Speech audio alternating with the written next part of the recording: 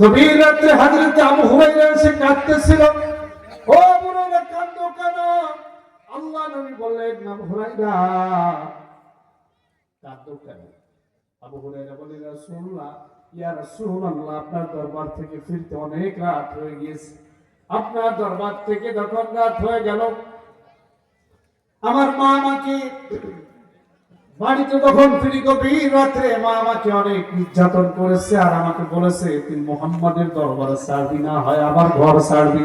আমি আমার মাকে ওই মার খেয়েছি আর বলে দিয়েছি, ও মা, তুমি আমাকে মেরে মেরে যদি আমার জীবনটা যদি শেষ করে দাও, তারপরে আমি যে ব্যক্তির দরবার পেয়েছি, যার কদম পেয়েছি, যার ভালোবাসা পেয়েছি, যার সোহবত পেয়েছি, এমন ব্যক্তির কদম ছেড়ে সোহবত ছেড়ে আমি কোথাও যাব না।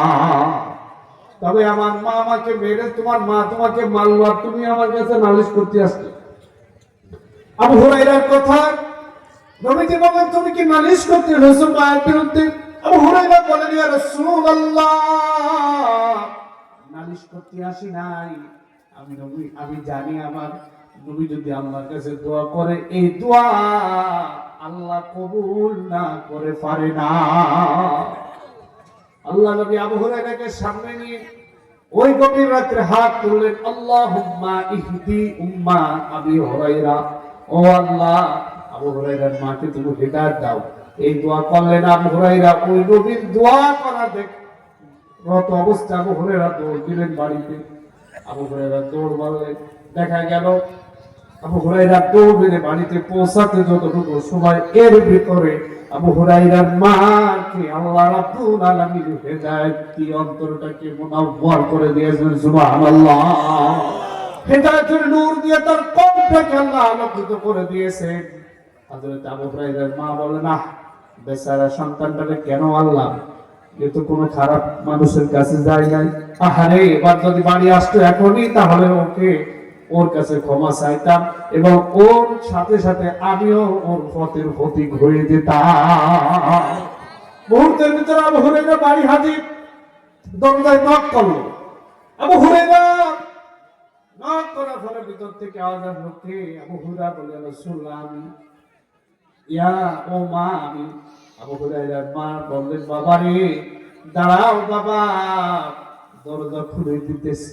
আবু হুরায়রা বলেন, আমার মায়ের কণ্ঠের ভিতরে শিরকিয়াতের যে দুর্গন্ধ পাচ্ছিলাম, আমার মায়ের কণ্ঠের ভিতরে এবার যেন তাওহীদের সুর যেন বেজে উঠেছে।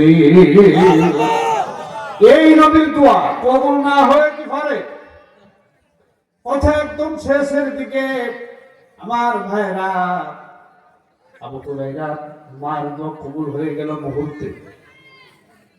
এমন সময় আল্লাহ নবী দোয়া করতে যাবেন আব্দুল্লাহ বিন উবাই ইবনে সুলুলের জন্য।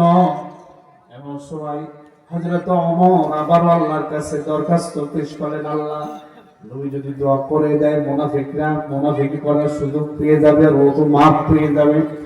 এমন সময় আল্লাহর কাছে আবদার করলেন, আল্লাহ, নবী যেন দোয়া না করে, ব্যাপারে তুমি একটু ফয়সালা, তোমার পক্ষ থেকে একটা ফয়সালা আশা করি। সাথে সাথে হযরত জিবরাইল হাজির। কোরআনে কারীমের আয়াত নিয়ে হযরত জিবরাইল হাজির। ইস্তাগফির লাহুম আও লা তাস্তাগফির লাহুম ইন তাস্তাগফির লাহুম ৭০ মাররাতান ফালাই ইয়াগফিরাল্লাহু লাহুম। আল্লাহ কোরআনের আয়াত নাযিল করে নবীর নিষেধাজ্ঞা নবীর পরে চূড়ান্ত করে দিলেন। ও নবী, তুমি দোয়া করো আর না করো, ইস্তাগফির লাহুম, তুমি এর জন্য দোয়া করো, আও লা তাস্তাগফির লাহুম, দোয়া যদি না করো, এমন কি ইন তাস্তাগফির লাহুম ৭০ মাররাতান, ৭০ বার যদি তুমি দোয়া করো, আব্দুল্লাহ ইবনে উবাই ইবনে সুলুলকে ফালাই ইয়াগফিরাল্লাহু লাহুম, আল্লাহ এমন ব্যক্তির জন্য পশ্চিম কালো দোয়া করবেন না। এমন ৭০ বার যদি তুমি দোয়া করো, তাহলে আল্লাহ রাব্বুল আলামিন এমন ব্যক্তির জন্য ক্ষমা করবেন না। কয়বার? সবাই বলেন। ৭০ বার যদি দোয়া করা হয়, আল্লাহর নবী দোয়া করেন, তাহলে মাফ পাবে না।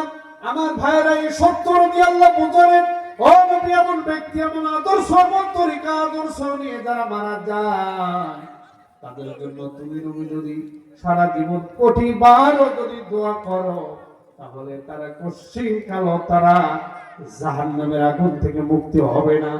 যারা আল্লাহর কোরআন কিনে আয়াত কিনে মিথ্যা করে মিথ্যা প্রতিপন্ন করে এই করে অপদস্থ করে আল্লাহ বলে তাদের জান্নাতে যাওয়া তুমি অসম্ভব। এই কোরআনকে কত মানুষ মিথ্যাচার করতেছে আজকে দুনিয়ায় করতেছে করতে না করে না। এই কোরআন মানুষ কোরআন নাযিল করেছেন আল্লাহ এই কোরআনকে অনেকে হেই করে অপদস্থ করে মিথ্যাচার করেন। আল্লাহ বলেছেন ইন্নাল্লাযীনা কাযযাবু বিআয়াতিনা ওয়াস্তাকবারু আনহা লা তুফাত্তাহু লাহুম আবওয়াবাস সামাই ওয়া লা ইয়াদখুলুনাল জান্নাতা হাত্তা ইয়ালিজাল জামালু ফি সামিল খিয়াত। এই কোরআনকে যারা অপমান অপদস্থ করবেন আল্লাহ বলেন তাদের জান্নাতে যাওয়া তেমনি অসম্ভব। সুদের ছিদ্র পথে উট গমন করানো যেমন অসম্ভব তেমনি তাদের জান্নাতে যাওয়া তেমনি অসম্ভব। আমার ভাইরা আল্লাহ দৃষ্টান্ত সুই ছেলে সুয়ের ছিদ্র যেটা সুতা ঢুকাইতে হয় এই ছিদ্রটা কত বড় একটা ছাগল তো ডুবো যায় উঠ নাই না যাবে। আল্লাহ বলেছেন হাত্তা ইয়ালিজাল জামালু ফি সামিল খিয়াত যতক্ষণ না পর্যন্ত একটা সুদের ছিদ্র পথে উদ্গমন করানো যেমন এটা যেমন অসম্ভব আমার আল্লাহর কোরআনকে নিয়ে ইসলামকে নিয়ে যারা দুনিয়ায় মিথ্যা প্রতিপন্ন করবে এই করবে অপদস্থ করবে কটাক্ষ করবে তাদের জান্নাতে যাওয়া তেমনি অসম্ভব। এই জন্য আমার ভাইয়েরা এই কোরআনের পক্ষে থাকতে হবে। কোরআনকে আমাদের জীবনের সংবিধান বানাতে হবে। আমাদের কোরআন হবে আমাদের জীবনের সংবিধান। আমাদের মালিক হবেন আল্লাহ। আমাদের আদর্শ হবেন নবী মুহাম্মদুর রাসূলুল্লাহ। এর বাহিরে কোন তন্ত্র মন্ত্র ইসলাম আদর্শ কোন কিছুকে আমরা মানব না। রাজি আছি তো ইনশাআল্লাহ? আমার ভাইরা কেউ উঠবেন না, দয়া করে আখেরি মুনাজাত হবে। আখেরি